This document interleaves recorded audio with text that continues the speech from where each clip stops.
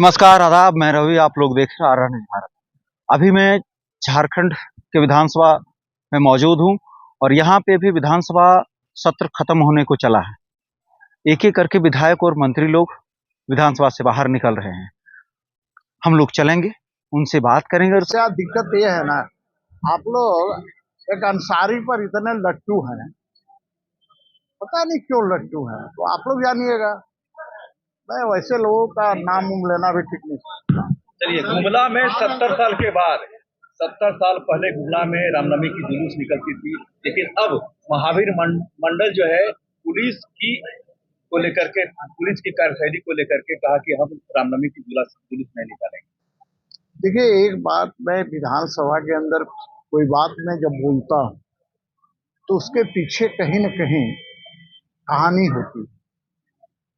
और स्थिति झारखंड में ऐसी हो गई है कि जैसे बंगाल में ममता दीदी हिंदुओं को पर्व त्योहार मनाने पर रोक लगा रही है, उसी से प्रेरणा लेकर हेमंत सरकार काम कर रही है और पुलिस पिछलगू की भूमिका में है। स्वाभाविक है, पुलिस को जैसा सरकार का आदेश होता है पुलिस उसी प्रकार की करती है। पुलिस न नियम से चलती है न कानून से चलती है। पुलिस सरकार के इशारे पर चलती है, इसलिए कि उन्हें अच्छी पोस्टिंग चाहिए। सरकार नाराज हो जाएगी तो उनका अच्छी पोस्टिंग समाप्त हो जाएगी, कमाई का साधन जो होता है वो समाप्त हो जाएगा। इसलिए सरकार के इशारे पर पुलिस काम करती है। चलिए, अब आप जा रहे हैं। देखिए, मैं बीजेपी के बारे में नहीं जानता।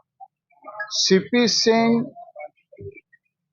किसी के इफ्तार पार्टी में शामिल नहीं होता है, न होगा। क्यों? इफ्तार पार्टी होता क्या है, जरा बताइए।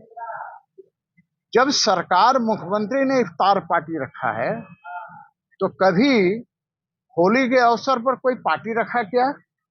कभी दिवाली के अवसर पर कोई पार्टी रखा क्या? कभी कोई विजयादशमी के अवसर पर कोई पार्टी रखा क्या? तो इफ्तार पार्टी क्यों भाई?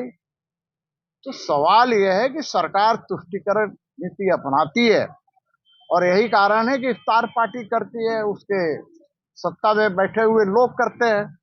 मैं किसी भी इफ्तार पार्टी में नहीं जाता हूं भाई, और ना आगे जाऊंगा। पहले दिन से सदन में आ रहे हैं बतौर विधायक, और आज तक इस बार के लेकिन सत्र में ऐसा देखा जा रहा है कि जो पहले हंसी मजाक या लाइटर मूवमेंट में होता था, इस बार व्यक्तिगत हो रहा है और किसी को पीड़ा पहुंचाने के उद्देश्य से हो रहा है। क्या ये नए उद्देश्यों के आने की वजह से हुआ है या आपको लगता है अलग तरह? नहीं, ऐसा नहीं है। देखिए, कोई किसी को पीड़ा क्यों पहुंचाएगा? मुझे नहीं लगता कि कोई किसी को पीड़ा पहुंचाने का काम कर रहा है। लेकिन टोका टोकी होती है, पहले भी होती थी। पहले छोटा सदन था तो वहां पर यही सत्ता में बैठे हुए लोगों ने क्या क्या उधम नहीं मचाया था। लेकिन भारतीय जनता पार्टी विपक्ष में रहकर विपक्ष की भूमिका निभा रही है और शांतिपूर्ण ढंग से सरकारी के कामकाज में, सदन के कामकाज में सहयोग कर रही है। जातिगत जनगणना को लेकर सदन में आवाज वो क्या दिखाई दे रही है जिस तरह से वो लगातार विधायकों को पाठ पढ़ा रहे हैं?